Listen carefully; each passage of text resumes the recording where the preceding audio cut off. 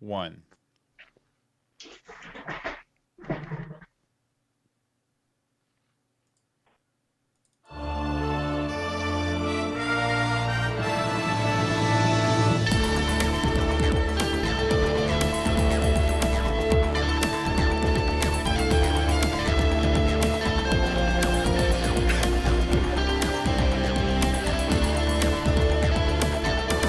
Greetings from Storybrooke. I'm Bill Meeks, and I just completely lost my voice. It's fine, though. I'm in Reggie's mode, and I'm still weird. And we're here to talk about a little show on ABC you might have heard of. It's called Once Upon a Time.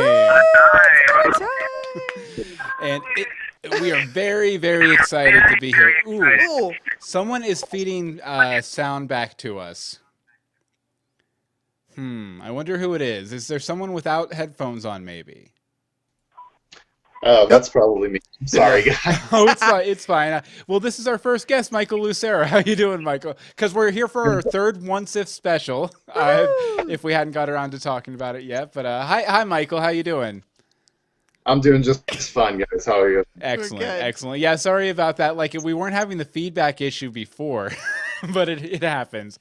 And also joining us again, since we had such tech fails last time, is, who's that coming from? Okay, I think we're okay now. Okay, there we go. Okay, Amy, how you doing? I'm doing good, Bill. How are you? Good, minus the tech issues, but the computer's not melting down like it was last time, so that's a positive. Not yet. Hey. It'll happen, Probably. And thank you for joining us, Amy. And also our third guest for this Once If special is Hope. How you doing, Hope? So you know how I talked so badly about the Frozen arc for A? It's finally getting its revenge on me. Oh yeah, because true. you are currently joining us over the telephone. If you guys don't know what a telephone is, it's a little device you hook up to your wall that you can call out on. It's kind of like the internet, but more limited. And we had to use one of those to call Hope because she's having sleet and power outages in her neighborhood. Right, Hope? Yeah, it's been sleeting since about 2 p.m., and I was hoping it would hold out, but about 45 minutes ago, our power went out, so... Oh, no. Damn you, Elsa! This is what you get, Elsa! Darn it. I will never speak bad about 4A again! It didn't work. Power's still out. Well, I think if nothing else, probably Elsa and Anna are glad that you've decided to finally let it go. So. Oh, God. Always So have to. interesting enough, I went to a doctor the other day, and we were talking about Once Upon a Time, and I got his insight as a non-Frozen watcher, and he was saying how, like, the entire half season completely went over his head because he knew absolutely nothing about Frozen. Nice. And so so I found that interesting from a non-Frozen watcher. Yeah.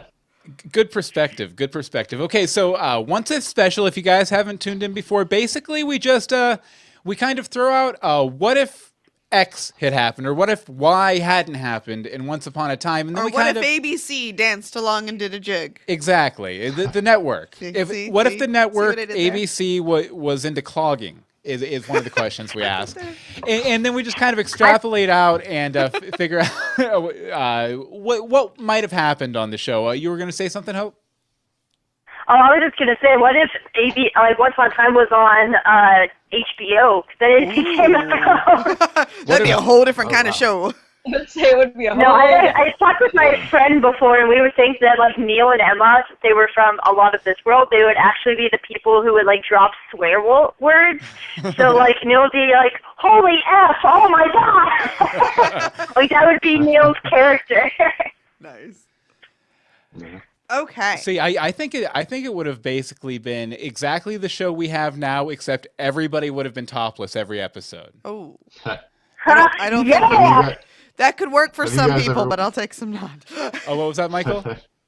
Have you guys ever seen Weeds? Oh yeah. We have. Yes. That's a great show. That wasn't HBO, but I'm kind of thinking if this was like on one of those networks like that, Henry probably would have pulled a Shane and have killed somebody by now.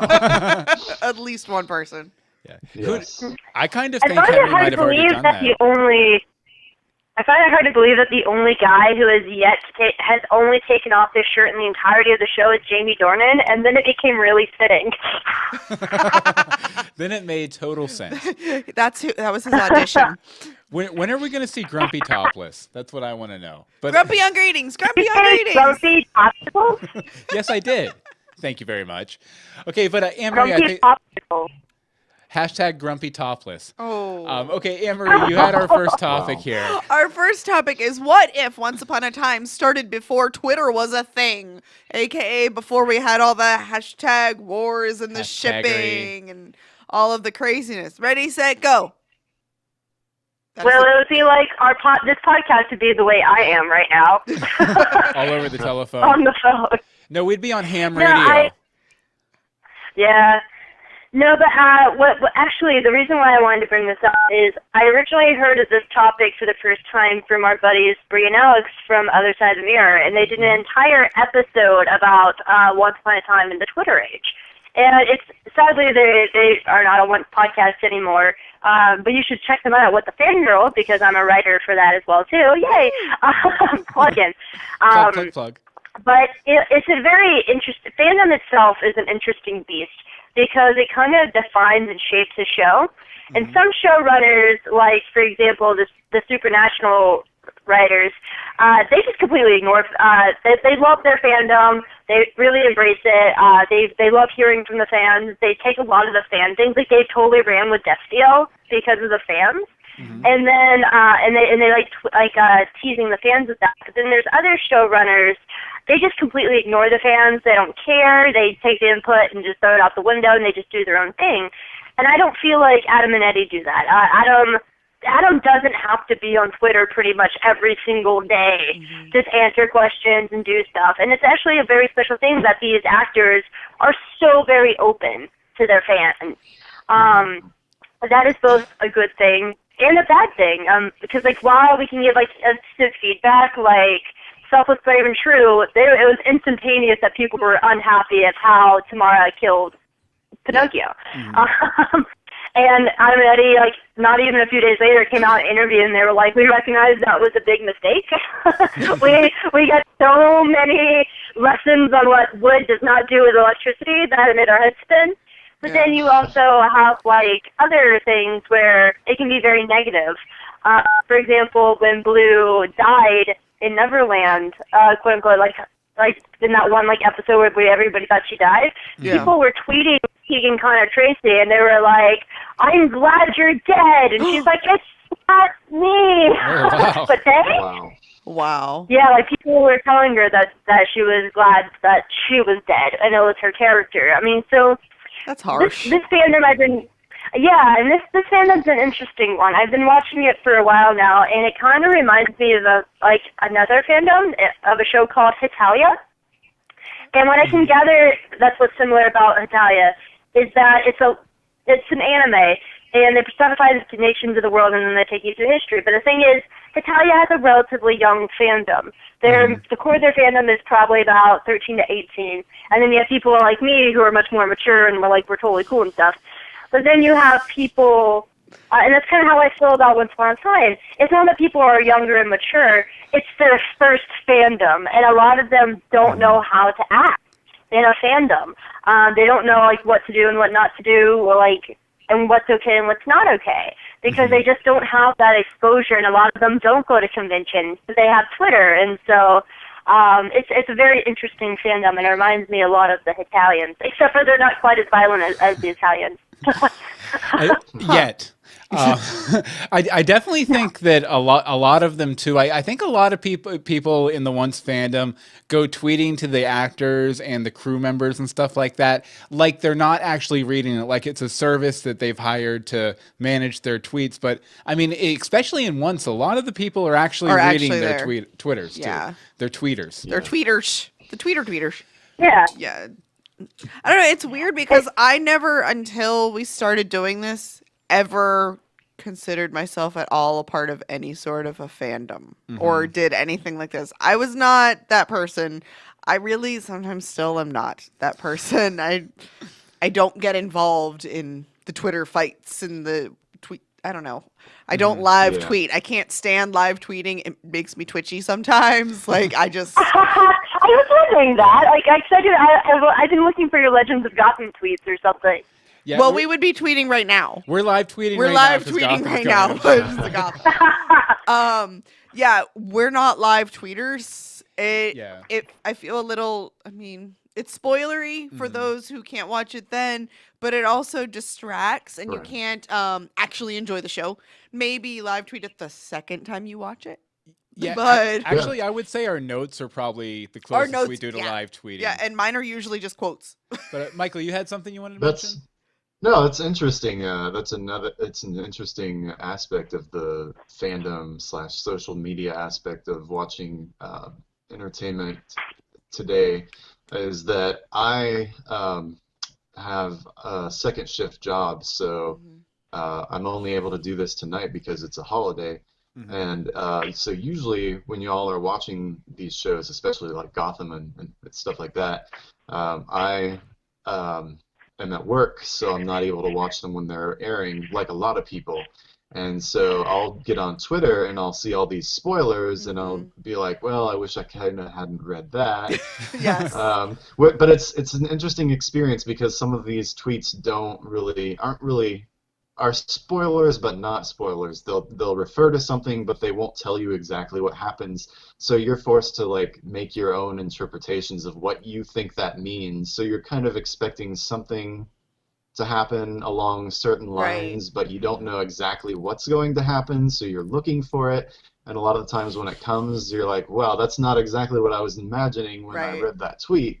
So it's weird because you're letting somebody's like third-hand observation shape how your expectations of a show is going to be. Yeah, and I know not everybody does it, but I try not to tweet spoilers myself, or I make up stuff. Like, I think there was one time I was live tweeting Gotham, and first I somehow made Harvey Bullock a Time Lord. So, I don't know how I did, but I personally try not to tweet spoilers. But what I really like most about having this like online fandom though is I've met like when I was a kid growing up, like I was big into Digimon and Pokemon, and I still love the shows. Like I still adore those shows and those games. But I only had like one, maybe two people physically with me to share in that love because it was before internet and everything.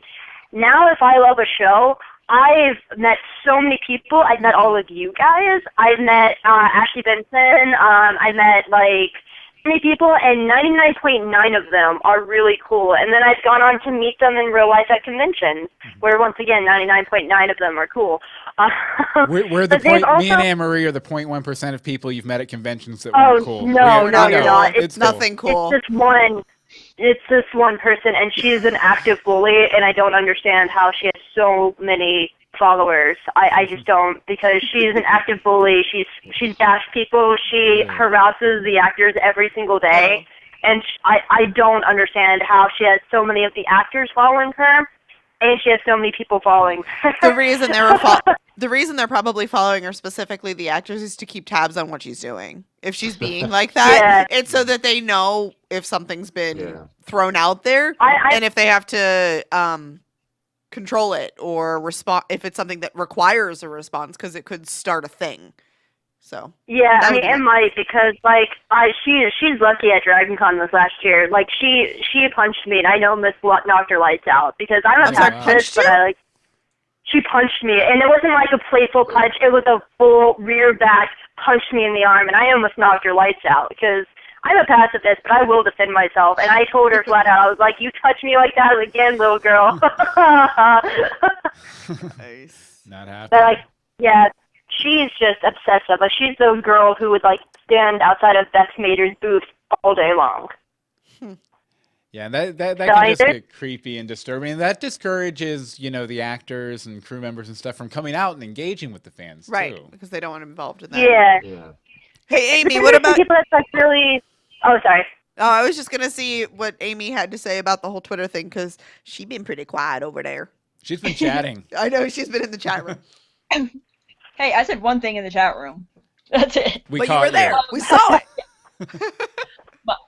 My thing with the Twitter is that I don't really live tweet anything, purely because I type one-handed, so it's hard for me to concentrate on what I'm typing and what I'm watching on TV at the same time. Mm-hmm. And then if I sometimes DVR what I watch, so I go back and watch it later so I can avoid the commercials. Mm-hmm. So if I don't want to know anything, I tend to avoid Twitter, Tumblr, whatever social media people I follow that, like Hope, like if her GIF reactions happen before I can see, the episode, I completely avoid her before I watch it, and then I go back and watch it. Yeah. I do that a But So I will say, as a point, if you don't watch commercials, it hurts the ratings. You have to watch the commercials.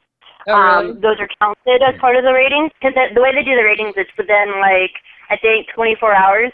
And part of that is if the commercials are watched or not. And if you fast forward through the commercials, it will not count in the ratings. Well, I always watch commercials so I know what not to buy. So I'll always watch the commercials in the future, I guess. Okay. But it'd be interesting if we didn't have internet, we wouldn't have podcasts either. This is an age where we have podcasts, and podcasts are considered members of the press now. Oh yeah, which is very cool, and I mean we've gotten more cooperation from the people over at Fox than we have ABC. Quite a bit. But I know the ABC people have definitely been very friendly with a couple of the other podcasts and stuff, which is cool. And just engagement too. It's really cool. How we got Jared Joseph to call in for I think the 100th episode awesome. or whatever. That was awesome, and Pouring it out. It's really cool just being able to, interact with people on a one-on-one basis too, which is something you did. I talked a little bit as we were having Tech Meltdown last week. I used to be majorly the first big online fandom I was involved in was for a show that was on ABC 8 p.m. on Sunday nights called Lois and Clark: The New Adventures of Superman, and we all gathered around. We didn't gather around the Twitters.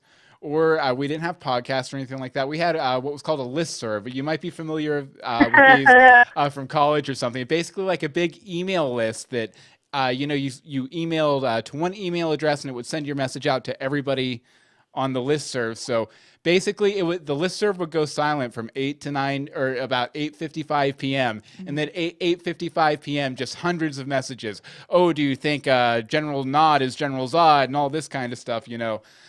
Flying out there, and so it wasn't like an as instant a reaction as you have now, but there was still kind of like that instant reaction. And I know that there were stories that were told at fan conventions and stuff like that, where basically I guess the cast and crew of Lois and Clark actually printed out the listserv the night after an episode aired and passed it around the set to see what the fans were saying and stuff. They even actually in one episode on a plaque by a well, they actually put I think it was 10 names of people who are very active in the community. Mine was among them. Shocking. Which was cool. Shocking. So if you go around and find a SD copy of Lois and Clark, you may be able to see the name Meeks there somewhere. No, the last point I have about Twitter age is whenever the last con was a week or two ago, I know Ashley from Once Upon a Fan was there, and she wrote that Leah Arnberg, who's Grumpy and Leroy, he said that they read all these. The actors, the cast and crew, they read all these. And he was discouraging hate in the fandom because the actors, they do see it. They do watch it. They do read these. And it does affect them, and it does affect whether or not they do want to do certain things. They hear us. They might not be able to get to all the stories right away because they of course only have so many episodes in a season and so many things to tell. But I mean, he was very strong about not spreading fandom hate through Twitter and all that because they do see it. Right. Well, the other thing about Twitter that I kind of I like all the behind the scenes stuff. Yeah. I'm one of those people who watch the special features on DVDs and stuff like that. So that's why I kind of follow a lot of the actors because I get to see that kind of stuff on their Twitter. Like Adam and Eddie do the titles on the scripts. Right. I love the title spoilers. Or the random quote from a script or something like that, and you don't know which episode it is, but you kind of know once you see the, you hear it. Which, by the way, we discussed several of those in our episode 111, The Spoiler Party. Go ahead, Amy.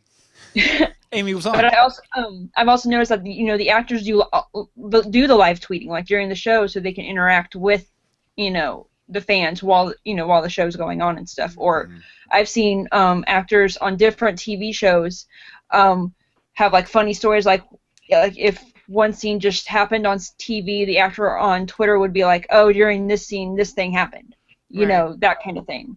Yeah. So. And that's like the new marketing too now, because like before, if you wanted spoilers, like you would have to wait like for the episode of the issue of Entertainment Weekly to come out like the week before, or like TV Guide, or like anything like that. But now like that is the new marketing. Like we haven't really gotten much of any real promos other than that one promo for what is it, Darkness on the Edge of Town, the first episode. Yeah.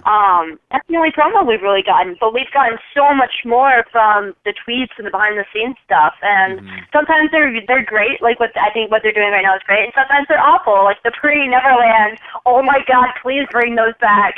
Awful photos they released.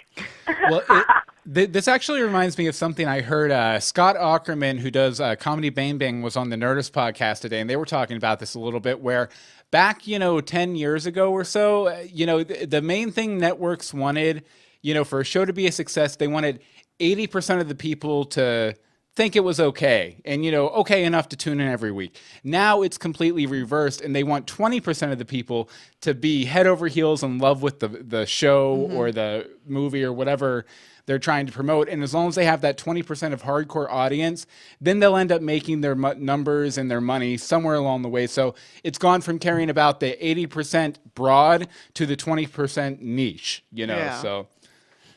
Interesting. And I feel like the fandom is smarter now because we do have more access to a lot more tools that, like, we can be very critical and have that instant critical reaction straight to a writer or straight to an actor. So and I think that it's going to affect how TV shows are written in general. They have to be smarter because you have such a savvy fandom. Yeah, and I think it's definitely imperative for people who are involved in fandoms, and especially in like leadership positions in fandoms and stuff, to kind of stress the rules of good criticism too. Yes. Because you saying that sucks or her hair was bad, so I don't like that character, that's not good criticism. Right. And that's something we try to do. So are you saying you don't like my criticisms of Snow's costuming? Please make her look more like a woman. Stop dressing her in bags. There's nothing wrong with going to an actor or writer and saying, I didn't like this for this reason, but I'm so glad that you guys are doing the show, and thank you for your hard work. Like, there's nothing wrong with saying that. And I don't think people thank the actors and the writers enough for their hard work. We wouldn't have a show. Yeah, and they respect us. Yeah, no one sets out to make a bad show either. So, everyone's trying to do their best. Yeah. Oh, go ahead, Amy. Oh, well, what Hope was saying about how, the fandom acts and reacts and how the actors act to a different, to how, the fans and stuff. Sorry. I don't know if you guys heard of this show. It's called Rain. It's about Mary Queen of Scots and stuff like that. I like the sound. Well, there was a shipper issue last season where someone or a lot of the fans didn't like where the storyline for a certain couple was going, and so they pretty much said on Twitter they were boycotting the rest of the show. They're not going to watch it, nothing, and it was like this big whole boycott. And one of the actresses of the show pretty much came on Twitter and said, I can't believe you guys are doing this. We worked so hard for this show. Just because you don't like where this storyline is going doesn't mean you have to boycott it because you don't like this one certain aspect of the show. Yeah. So there's been some ships who have done that for once, and I hate to break them to you. Like, as savvy and smart as this fandom is, we are a small percentage of people on Twitter. Because, like, just in my family, I am one person, and my two sisters, my mom, my brother, and just in my family, I am one up against 4 of other households that do not have or use Twitter. There is such a huge general, like, we sell the Once Upon a Time comic in our store, and I talk to oncers a lot. And so many of them are not involved in the fandom. They're just general audience. And so if people boycott the show, it's still such a small percentage. Yeah, but it was just big enough for the actress, one of the actresses to know in order for her to say something, Right. That's what caught my attention. I didn't really know what was going on. JMO's had to do it before. So it's been Goodwin. They've had to come out and say stuff like that. Yeah. And this is where I'm kind of with Anne Marie on the whole fandom thing. I appreciate everything y'all are saying, and I don't really get involved with fandom, at least not on this show, as much. Especially not on Tumblr. I've dipped my toe in there, and it's not something I want to go back into. It scares me. But the larger point I want to make is that this sort of interaction with the show, I think, is unhealthy for a really fundamental reason, which is that I'm thinking of something that I think it was C.S. Lewis who wrote, that the first demand that any work of art creates upon us is that we open ourselves up to us, to surrender to it, and to just, to be paying attention basically to what the story is doing, what the characters are doing, and not what we think we would rather it be doing. I mean, I think there's probably a place for that, but when you take that and make that be like what you think your whole experience of the show should be, you're not paying attention to the story, you're not paying attention to what they're trying to do. And so what are you even a fan of at that point? Right. Yeah. See, I'm the opposite. Like, I grew up in fandoms. Like, my mom was a Trekkie. I've been going to conventions since I was a kid. Like, it is my life. It is my vocation. I want to write for entertainment and news, and, like, that is my vocation. So, like, being involved in fandoms has always been a part of my existence. That being said, I fully understand that these are normal people doing a 9-to-5 job, and sometimes longer. Like, they have, like, 10, 12, 14-hour days. I've been there. I've worked in the theater. But so I think if people would step back and realize that these are just regular people doing a job, like, no one's going to come into my comic book store and be like, oh, my God, it's Hope. She's selling comics. Oh, like, no one's going to do that to me. So, like, we have to do that now, right, Anne Marie? Oh, that we almost have to. Oh my gosh, please do. My coworkers think I'm such a dork, and we will reaffirm that. But I mean, also, like, I think if people, like, my advice to Twitter people is if you don't like something in a show, that's okay. It's okay if you don't agree with the show or the course of the show, and I've had to do this a lot, especially during the Frozen arc. I did this a lot. Write a fake tweet, but don't send it. Like, write as many fake tweets as you can just to get those emotions out, and then take a step back or walk away from the computer, relax a bit, and then think of a constructive tweet. Because there's a lot of times where I was just like, bleep, bleep, bleep, bleep, bleep, freaking Frozen, bleep, bleep. Like, there's so many times I was like that.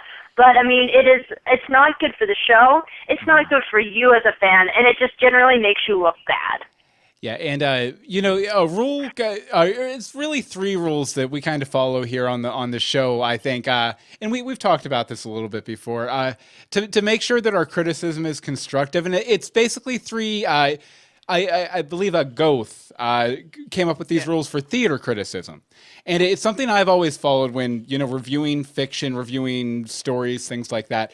3 simple rules. The first is what was done. This is intention. This is form. So what did the artist intend to do? And what are you watching? So in the case of Once Upon a Time, they wanted to make what are you watching? A soap opera-esque primetime television show. So, okay, that's 1. What was done? Second question, how well was it done? How well did they do making a soap opera-esque primetime television show? So you have to understand the format and everything else while you're saying how well was it done. And then the thing you have to end up with is, was it worth doing? Was the combination of elements that they threw together in this format, did it add value to the world? Do I feel like a better person, or at least a more entertained person, having watched it? And those are kind of the rules of pretty much. Kind of the guidelines we try to follow to make sure that we're fair and we're just, and we're not insulting in our criticism. We try very hard not to go, that sucked. Yeah. That sucked. Right. Do better. I'm kind of like Michael. I'm I'm not really involved in the fandom as much. The only really way I'm involved is, talking to you guys and listening to the podcast and stuff. Other than that, I just pretty much watch the show and sometimes maybe share my opinion on Twitter. But that's it. I've never actually, said my comments directly to, the actors or I don't anything think I like have that. either, actually. Yeah, So unless they listen to the show, they don't know anything we say. No one tells Sean McGuire about Robin Hood face, please. No, I think what would actually help things if people learn to agree to disagree more and be respectful about it. Like, there's a girl named Chelsea that I follow on Tumblr, and she's a hardcore Frankenwolfer shipper, and that's Whale and Ruby. And I have always, ever since the Doctor, been a mad Whale shipper. Jefferson and Whale are my main ship of Once Upon a Time, so you can see how well they're doing. But I mean, we had one night sat down, and over Tumblr had a very constructive conversation about Frankenwolf, about like the structure of it, what it would do for the show, how it would help or hurt the show, what it would do for the characters. And I disagreed with every single point because it just wasn't my ship. But and she did the same thing back at me for Mad Whale. The thing is, we were very respectful. She'd be like, I hear you on your point. I just don't see how that would work. And at the end of the day, we were still friends. Like, we had an entire conversation about disagreeing with each other's point of view. But, we still follow each other. We're still respectful. And I think if more fans learn to agree to disagree and be respectful towards that, because there, that one girl I was telling you about, if you don't agree with her, she will call you out on it. She tells her little followers to attack you on it, and she's just a big old jerk face. To say in the nicest way possible. Because I've had some strong words in the past for her. So, but I mean, that. I think if more people can learn how to respect each other's differences and their opinions, even if you don't agree on it, that is the way to do it.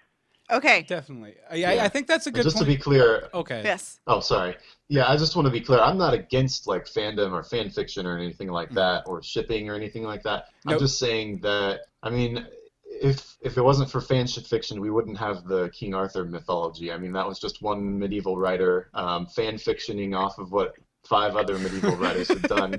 But I'm just saying that you have to distinguish between what the main story is doing and not. I don't know. You guys know what I'm saying. We got you. No, sorry, Michael. Michael, we already notified Tumblr that you're anti-fandom, so they'll be locking down your account tonight. My account will be deleted. I respectfully agree to disagree with Michael.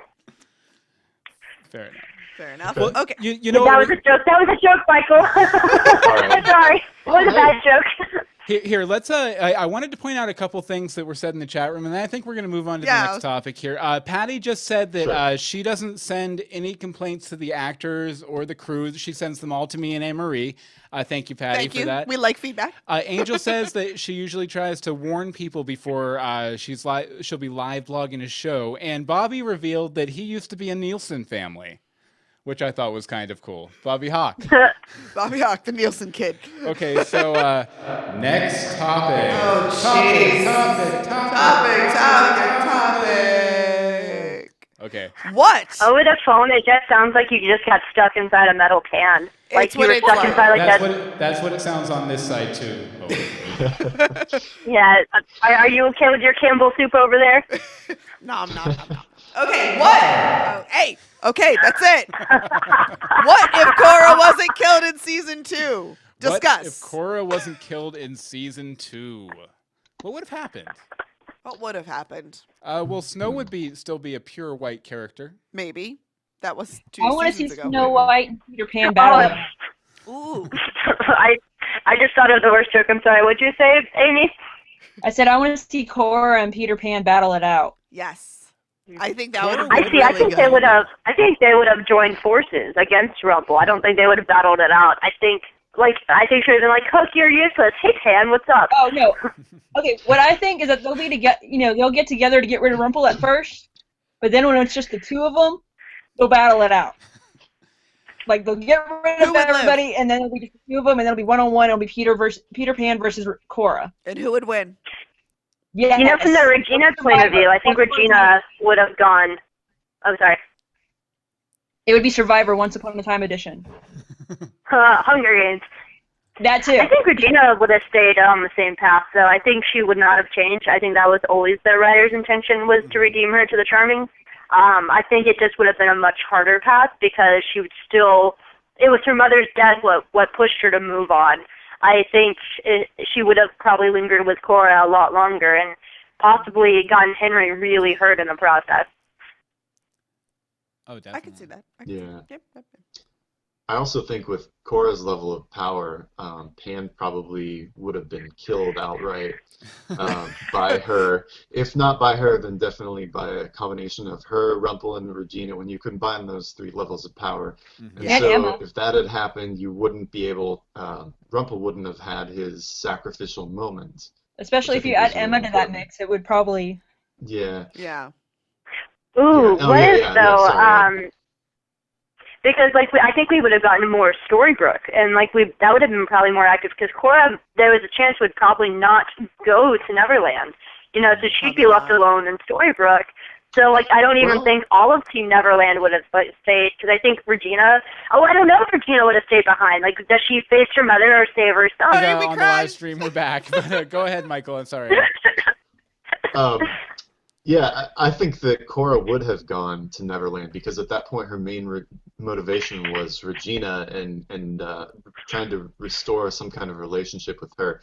And if Henry's in danger, Regina's definitely going. Yeah. So Cora would go, and then if Cora ended up killing Pan, which I can really see her doing, she's really the type that says, let's take the blunt force, let's use all our power and just wipe him out. Get him. Don't worry about doing the right thing. Just get the job done. And then Rumple wouldn't have had that sacrificial moment. But on the other hand, he also wouldn't have gotten killed in that sacrificial moment. So he probably wouldn't have gone evil in the Frozen storyline. Because that was the main reason that he went back to his old ways, was because dying and being was too traumatic, and he was like, I'm not ever gonna go through that again. So that's why he wanted to get the hat and all that. See, I disagree. Okay. You disagree? Continue. I do. I think Cora has always been out for herself. I mean, she even tells Zelina, I'm doing what's best for me. I think Regina has always been a pawn in her plan. I think if Regina would have gone to Neverland anyway, and Cora would have stayed behind because there's this fresh, unprotected new little kingdom called Storybrooke for her to take as her own, and King George is there. I think she would have found allies with him. And I think when the Charming family came back, Storybrooke would be taken over, and they would have to stop Cora as well. Yeah, and so you would have Pan and Henry. That's definitely possible, but I'm just thinking about Cora's motivation. Even in the past, it has been to get power, but it's been to get power for Regina. Everything she did was twisted and crazy, but it was all, she thought she was doing what was best for Regina. Well, trying to. Let's say this is something I just happened to think about. Have we established in this what if scenario if it's before or after Cora gets her heart back? Because there's that moment in the episode where Cora dies. Regina puts the heart back in her chest, and right before it kills her, because it snows. You were enough. You would have been enough. You would have been enough. So what happens in that world where Cora becomes good again? Well, good. And then they'd probably all turn against Rumple, wouldn't they? I think at that point, because he's probably the baddest guy on the chessboard at that point. He's the baddest of the baddies. I think she would follow a Rumple path. I think she would still struggle with power. Because even with her heart, she still always wanted to do what was best to make her in a position of power. So I think she would have been in a very similar Rumple scenario, and maybe she would have still tried to get the dagger to have the most power, even if it would be to protect Regina and to protect this newfound family. I think that she would have gone down that path as well. Interesting. And I can definitely also see Hope. I can see a scenario 3 or 4 months removed from the episode where she was supposed to die, where it's just a wide shot of Storybrooke and only the library is still standing. Everybody's walking around like serfs down Main Street, just complete dystopian Storybrooke, courtesy of Cora. Okay, so that would be funny too. Wow. It would. Dystopian Storybrooke. Sorry, I like my effect. Go ahead, Amy. Yeah, Marie, hit him. I Hit him. can't His hands reach. off his buns. I threw things at him. Another I thing actually I have wanted. another question. Oh, go ahead, No, Amy. go ahead. Would Hook still be on Team Cora, or where he would have flipped to Emma's side by this point if Cora went? I don't to... know. I think his loins would take him to Emma either way. But we would still have Neil because he wouldn't have had to die with the whole sacrificial thing if we With the whole Yeah, if double we killed bodied and Pan already. How would Selena react to Cora then? Because Cora abandoned her. Actually, that's what I was That just would be a gonna- different arc. That would be a better story. very wouldn't Neil much. be in Enchanted Yeah. Forest though? Because remember he got let go in the wormhole thing. So wouldn't he be in Enchanted Forest with like Mulan and Aurora and Robin Hood and all that stuff? Wait, say that again. Yeah, start again. Wasn't Neil like when the whole crew was going to Neverland? Didn't Neil fall through one of the wormhole time portal things? which Yeah. took him to he was with Enchanted Forest. Mulan. to Misthaven, and then they Yeah. went and got a They hitched used a the ride with the shadow. shadow. With the yeah. shadow. Yeah. So, what if he never ended up in Neverland and still stayed in Enchanted Forest while Cora went off to Neverland? That could happen. Well, actually, I'd almost want to say like if Cora went good, at that point in the story, I think almost maybe like. It seems like almost she might have helped them get like a doorway back or like a pathway back to Misthaven from Right. Storybrooke to where maybe with the power of Cora they might have been able to like establish even trade with the old country or something. Yeah. At that point that could be kind of interesting. Too bad we'll never see. So I always wondered, so I always thought it would be a better formation of Outlaw Queen if Roland, if Neil's plot to take the Shadow to Neverland, if it didn't work and the Shadow got Roland, how I always wanted to see Robin fury at Neil, but then Regina could find Roland in Neverland and take him to Robin, and I always thought that would be a much better foundation of Outlaw Queen than the match. I applaud Like that. it. I would read that fanfic. And sorry, live viewers, we just crashed out, but hopefully we'll be back momentarily. Always still to this day my one unforgivable moment. I was waiting for Robin to be like, "Why is your child more important than my child in this moment?" Huh. Yeah, sorry, Hope. We crashed out of the hangout that time. Which is but weird. We're not having the problems we were having. We're but having we're new having different problems. problems. New problems. It's fun. Yay! Yeah. But we didn't hear your point at all. It's fine. No, why is this child more important than that child? Here he goes with the demonic voice. Be prepared. I think it's time for the next topic. Okay, look at it this way. At least we can all hear each other. True. We can. This is Yeah, nice. that's true. The audio is spot on. I Agreed. know.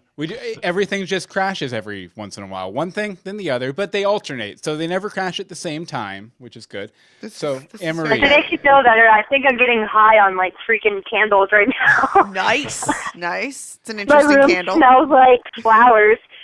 They haven't It's outlawed candles Wonderland, yet. baby. Bloody hell's Wonderland. Okay. Next topic. No, I actually. Sorry. What if they didn't cancel Once Wonderland, land? Because Jane Didn't they Espenson. say they had another storyline for Wonderland if they didn't get canceled? I thought I read that somewhere. Did they? Actually, No. Jane Espenson said that the original plan was every season be focused on different worlds. So the first one would be Wonderland, another one would be Neverland, another one would be another one. And so that would be really cool because then they could go through all the different realms that they've introduced and build in other stories. But at the same time, I don't know, the Knave carried that show, so I wouldn't want other seasons unless he Well, yeah, I mean, they have the White Rabbit, so the Knave could have gone with The them. Knave It could have goes to been the Neverland? Is that Sliders what you're version of what- saying? Oh, man. No, what I think would have been really nice is we would have gotten all these different worlds on this separate show instead of them taking over Once Prime. Yes. And we could Yeah, and actually have a story on Once Yeah. I want Prime. Once Upon a Time in Neverland. And But- you could fill in all the unanswered questions about like what did Neil do in Neverland while he was a Yes. kid? Which How did is he why get I out? want Once What was Upon a Hook's Time in deal? Neverland. Yes. Yeah. It would have been Yeah. nice And like to have. what deal did Hook make to get off the island Yes. with Pan? Exactly, yeah. Yes, it I would've honestly been- feel like that would have been a better show than the main And show. Tink and Yes. Peter Pan's relationship. How did they know each other? How did Peter Pan Yes. trust Tinkerbell? Yes, I want all Yeah. of these stories. I want all the stories. We definitely need Neverland Like- background. It could have been Yeah, like renamed I'm once. hoping that they fill in some of that with the new comic, because one of the stories is Hook's backstory more. Which But would I be cool. just don't feel like they'll do that. Yeah, probably not. Yeah. Let's just be honest. It's not. Because the comic's only 112 pages, so that's about 25 pages. So that's like a single issue covering a single character. Yeah. And we would get to see more of Aladdin. Pulling from the chat, Patty was like, "What about Aladdin?" And Angel's like, "We're of Agrabah." So Once Upon a that Time would in have been Agrabah. nice. Michael, Yes. you had something you wanted to say, I Sorry. think? Oh, I don't remember. Sorry. You fit right in, sir. Once Upon a Time in Michael's head. Oh, yeah. I was just gonna say they could have renamed it to Once Upon a Time in Plot Hole Land. Absolutely. Sorry, I had to. See, I think it would have been a good idea for my Rumple-led Sliders idea and do Once Yes. Upon a Time in Yeah, everywhere. Yes. Exactly. Once Upon a Time in the Hat. Yes. See, I think that'd be fun, because there's like, if you look at Hat Trick, there's I would love to learn more about Victor's world. I mean, that horror world, and bringing like Dr. Jekyll and Mr. Hyde and like Dracula, like that'd be so much fun to have like horror movie world Oh, as definitely. well. Like that's Or that's Oz. one that I want to know Oz. more about. Mhm. Oh yeah, Oz, Oz. yeah. Oh man, Oz, Oz definitely. suffered Well, majorly. Like we need more of that. They covered a lot of the major beats from the Oz story, the original Oz story, though, which kind of Well, already. See, we didn't. Did we? I'm trying to remember. Did we even get like the Scarecrow or the Tin Man or anything like that? No. No, but we did get the No. entirety of Dorothy. Like Dorothy comes, Right. she befriends the witch, then the witch sends her back to Kansas or kills her or something. I can't remember exactly. I But think I I think it know was nothing implied she about might. Glinda. Like we know nothing about Glinda. Like I don't even think she moved. Like she just stood there the entire time. I don't think she actually knows how to walk. But she's not ruined. Like, she hasn't been killed or anything. She can still come She's back. just frozen. She's just, well, she's not frozen. She's just stuck in the North Country or whatever it was, the North Mountains. I'd be frozen if I was in a Oh, normal. Well, yes. I got her. I got her. Ow, ow, what? But What? I think the most we've gotten from like the Scarecrow, the Tin Man, and the Cowardly Lion was when Zelina was going around collecting the brain, the Yes. heart. Yeah, because that was all. Oh yeah. Yeah. in Forgot about place all that. of- So I think Huh? that's the most of those three characters we got was just their personality, what they were looking for in Oz. Yeah. Okay, next topic. Now I'm a robot. Okay. Hello. Okay, so this one I I think have a terrible fear of robots, Bill. Please don't. now we'll be using this for the rest of the show. No, I'm kidding. No, I'm pretty sure. You know what we're gonna do here? I'm pretty sure Hope has a monologue on this one. Yeah. So we'll let Hope monologue on this one, and then we're gonna do lightning round and just go through a bunch of the topics. I'm gonna call on random people to give their random once if ideas. So Hope, what if Jefferson was in Once Wonderland? Go. Okay, so the reason I originally posed this one was because Jane Espenson said that Sebastian Stan was the only actor in history to get a spinoff and not be in it, which is kind of very true because he was such a fan favorite. Mhm. But for me, I feel like it would have been a very different show. I do think Jefferson and Alice had a relationship, but I think it was from Alice's first time she went there as a kid. Because Alice knew who the Hatter was. She knew where his house was.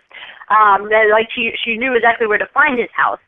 And so I feel like it would have been a very different show because the reason they created the Knave of Hearts was to kind of fill in that lead character role because Cyrus spent the first half stuck in a jail cell. Like, he was not the lead man. It was all Will from day one. We were seeing everything from Will's eyes. We saw Storybrooke from Will's eyes. Like, he represented the viewer in the land of Alice's story. Mhm. So, like, I don't think we would have gotten Michael Saka at all, which would be a huge, terrible thing because he's such a wonderful player in this world, and when it was canceled, he was the only person that fans wanted back. Yeah, he's definitely the only person they're walking forward, for sure. Yeah. Mm-hmm. Yeah. Yeah. That was a significantly shorter monologue than I was expecting. I'm not gonna lie. I was expecting that to take us to 9:30, honestly. I can keep going. I think because I have an entire like background play of like Jefferson's. I'm writing a fan fiction right now, and so I have like my own view of Jefferson in Wonderland and what he did there and stuff. So I can go into that if you really want, but it's all my personal theory. I think actually Amy was just about to jump in with something. I think so. Yeah, I don't think you want to hear me go do that. Amy, were you going to jump in? Oh, I was just going to say I was expecting her to go till like 11 or 12 or midnight or all night or something. Nice. Yep. No, it definitely would have been a different show. Oh, yeah. But yeah, you're right. Like I don't know if I would have liked that show if we wouldn't get Will Scarlet out of it. Because like honestly, he's probably my favorite new character in the Once universe since he premiered. You know. I could see that. Yeah. Good. I could actually see Jefferson and Will together, and as like a duo. I mean, I think the show would have gotten higher ratings thanks to Sebastian Stan's like Captain America spiel. But I would love to see Jefferson and Will together. Mm-hmm. Like a duo. Yeah. Though in other ways too, but no. But I think they would have made like a crazy like power couple, and I think we would have gotten closer to your sliders thing because Jefferson would be able to could world hop and go from world to world. I think if we would have gotten that more of once Neverland, once Tiger Ball. Yeah, Michael, you had something you wanted to add, I think? Yeah. Well, I was just thinking about like the Hatter's backstory as we got it in I think the first time he ever appeared in the series, and there were all kinds of allusions to like his daughter having a mother that wasn't around anymore, and I was thinking like we could have yet another opportunity for them to have explored some things that have never been addressed. Like I think that wasn't there some kind of a theory that Grace's, or was it Grace? Is that the name of his daughter? Yeah, I think it was Grace. Yeah. So wasn't there some kind of theory that Grace's mother was actually Alice or something like that? Oh. That was a fan theory for a while there. They came out later and said that was not true. But it should be pointed out that it was never Jefferson's wife. He never once stated that it was his wife. He only ever said it was Grace's mother. So it is a fan theory though for a while. I personally always thought it was Dorothy because Dorothy was the first world hopper of the show, really. But the thing is, with the ages both of those characters ended up when they could have run into Jefferson, I think that would have made it a little improper for ABC. Yeah, but he would have been younger too. But I do think they actually did talk about in the Once Upon a Time comic that's coming out in April. They're going to explore why Jefferson retired his hat. So we might actually finally get that background. That could be good.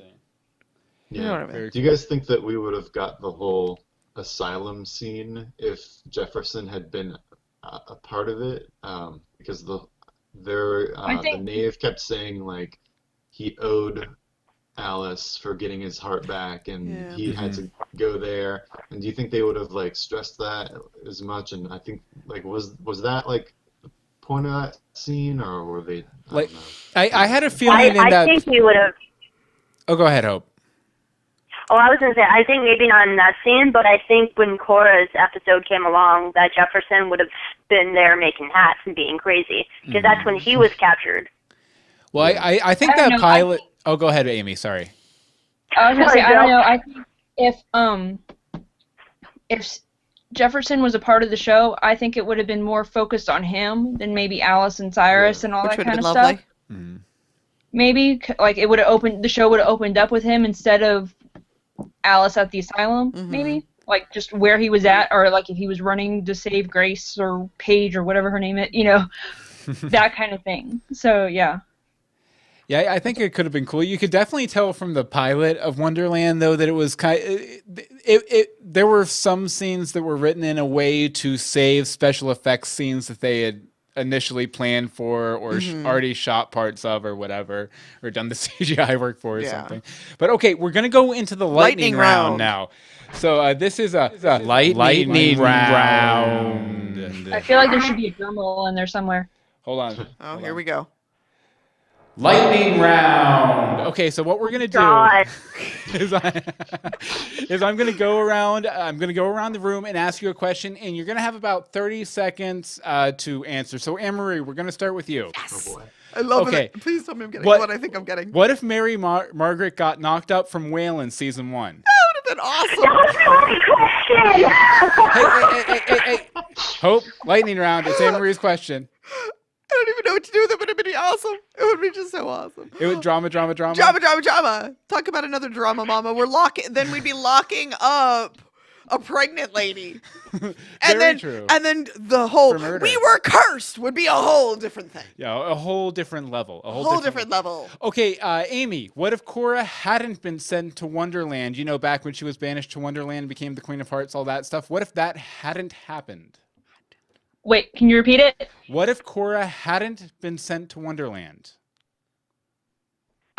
She probably would have tried to rule Regina's kingdom, like get rid of the king or something like that, to take over the queen. She would be the evil queen to Snow White instead of Regina. Oh, Probably. I like that. I like I like that a that. lot. Because she would really wanted the power, so I could see her trying to figure out how to get rid of Regina and becoming queen herself, or getting rid of Snow and becoming queen, or something like that. Okay, Michael, your lightning round, and this is we have in the doc pick a here. Fill in any character here. I'm going to say, what if Snow White became the Dark One? What if she killed Rumpelstiltskin and became the Dark gosh. One? I would say, when she was on the run, that whole period. Okay. Oh my gosh. You probably just gave me the hardest character to do that with. So completely off the top of my head, well, is this when she's lost her memory of Charming, or is that not that situation? When she was the bandit. Yeah. Bandit Snow. Just- I would say right All right, before the she's- Troll Bridge situation happened, she ends Before up the killing Troll Bridge. Rumpelstiltskin. Okay. So, I think that Snow, given how she reacted to killing Cora, how she was like panicking that she'd done such a horrible thing, I don't think she could handle the evilness of being the Dark One. So she would probably either try to go even darker by trying to trick somebody to kill her, like Zoso did, just to rid herself of the misery of it, or she would have lost her mind, completely snapped, because she wouldn't have been able to deal with the evilness. Okay. Like, That's I as like good as it. I can do. Yeah, I like your idea, Michael. I think what would have happened is that she would have used the Dark One powers to defeat Regina, and then she would have done the self-suicide thing. Yeah, like you didn't even give me a chance to think about the context of the story, so I'm just reacting off. That's why it's lightning round. It's lightning round. Okay, Yeah. Hope. What if Neil hadn't abandoned Emma and landed her in jail? What if he had not listened to the Augustus typewriter? I would like the whale question, please. Okay, we'll give you the whale question first. What if a whale had knocked up? No, Snow White? it's all right. It's all right. Oh gosh, I think Neil probably would have stayed with Emma, and Emma and August, or August and Neil would have worked together on Emma to slowly make her believe over time, or at least try and get her to Storybrooke. I like that. I definitely like that. Okay, and So just at the same time, Neil would also be very resistant against himself because he knows that would put him on a crash course with his dad. oh yeah, that's very true. He probably would have been arm's length kind of thing. I'm sure. Interesting. Okay, Hope. I know you had an answer prepared. What if I was gonna say what if Snow White knocked up Whale, but that's wrong. The other way. Strike that. Reverse it. I think on one hand, you would have Will struggling with trying not to repeat his own father's actions because he was also his father gave him a death wish for Christmas, and I think he would struggle as a character to get past that. On the other hand, I think you would have Charming struggling because this is not his plan. It wasn't his baby. And you would have a child growing up in the savior's shadow as the illegitimate bastard child of Snow White and Victor Frankenstein. And he would be, he or she would have to grow up into that role. And I know Charming would do everything in his power to love this child, but it would be nothing. I've written this fan fiction. I can't talk. No, I could But it would be a very different show. Yeah, I could definitely see that love child ending up being like kind of just like the resentful, and then maybe eventually stepping into like, I don't know, like a dark one type role or something, or at least a villainous role would be cool. Yeah, I think it would become a villain. So he would become the new dark one. Done. Done. Michael, you had something? Well, I just wanted to add that Zelina probably wouldn't have been able to enact her spell because she needed a baby that was like the product of true love, and I don't think that would have counted, and I don't think that they would have had another baby if they already had Very one. true. They probably would have fallen out of true love once the curse was raised. Right. Okay, and we'll go ahead and end with me for the lightning round. Sure. And what if Regina had gone into the pub to meet Robin instead of running away? We would have never had Robin Hood face because we would have never had a reason to be sad. I still argue that all the merry men have like the matching tattoo, and Regina's gonna see Friar Tuck with one and just be like, "Oh no." Nice. Okay, but awesome. we are at about our hour here, so I guess we should get wrapping up. I know this is the last Greetings episode that we're going to be recording before the new episode comes out in the first week of March, because we're going to have this episode and then a commentary and everything. So I figure what we'll do is we'll go around the room, say our goodbyes, and I want everyone to give me farewell. No songs. Say goodbye. We don't sing on this podcast. Greetings from Storybrooke, we sing. Greetings from Storybrooke.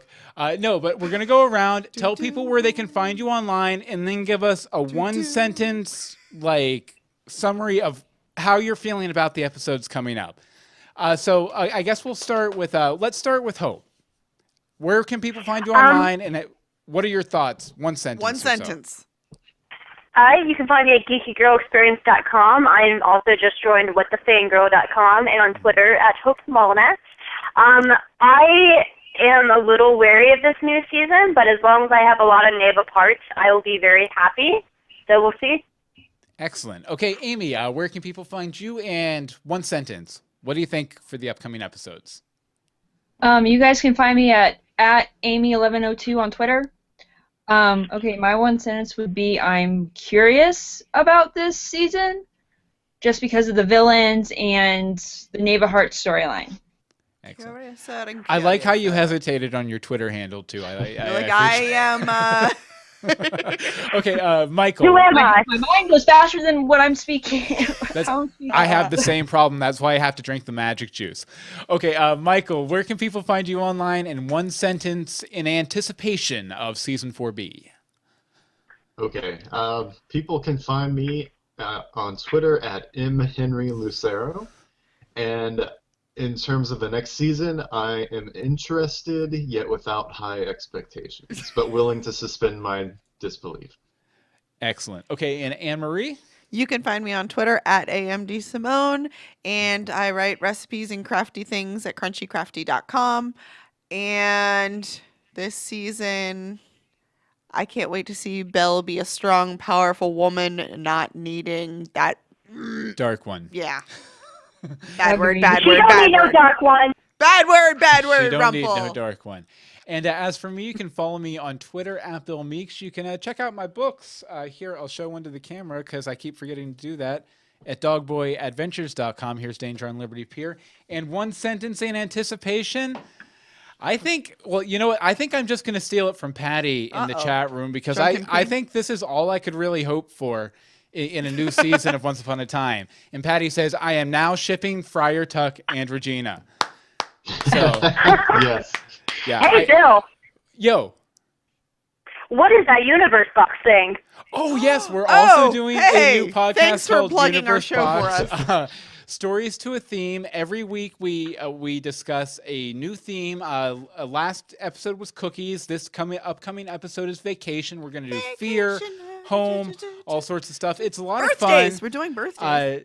We're doing birthdays. I think we're gonna do one on Nickelodeon too, old school Nickelodeon, which is gonna be fun. Ooh, nice. But you can check out that new podcast at universebox.com, and you can find that on iTunes as well. True story. Leave a review. Well, I guess that's it. I think we've managed to put out an episode every week but one in the hiatus. So high five on that. Talk Would about you progress. guys be- What's that? What? Would you guys be open to doing more one fifth over the summer hiatus? We'll One schedule fifth? that. Yes. Well, Tentatively, yes. tentatively, We're not going to yes. set dates or anything, but it's been a great format so far. been awesome. We should also say thank you to Hope, because Hope's the one. Yeah, Hope really put all this Yeah, together. We just show up. She came to us with this idea, and we were like, yes, we're going to steal the idea and take credit for it, except for the last 5 minutes of the last episode, and then we're going to thank you for it sincerely. So thank you, Hope. Oh, you're welcome. Thank you for letting me be on your show and talk about things. Oh, no problem. Thank you for being on it. And we're going to have to get you a little present out in the mail or something just to thank you for it and everything. No, you're Absolutely. fine. You're That's fine. what we Okay, do. we're not going to send you a present. Fine, you at get all. nothing. And none Fine. for Hope Mullinax. Okay, well, thank you so much, live viewers and Thank everything. you. We had such a good time. We'll see you in the new half season and everything. And Coming soon.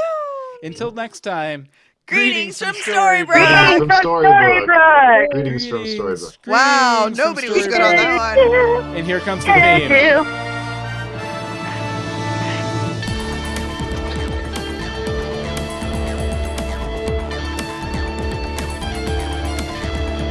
Wow, we got really quiet. Anne Marie. Hold on, Dancing. this music's still going, guys. Oh, I was trying to get it to play for you guys. But okay, thank you, live people. We love you. Thank you for hanging out in the you. chat and everything. It was a Bye. blast. We'll see you Bye. guys bye. Monday, 8:30 p.m. EST, Whoop, whoop. first week in March. Bye.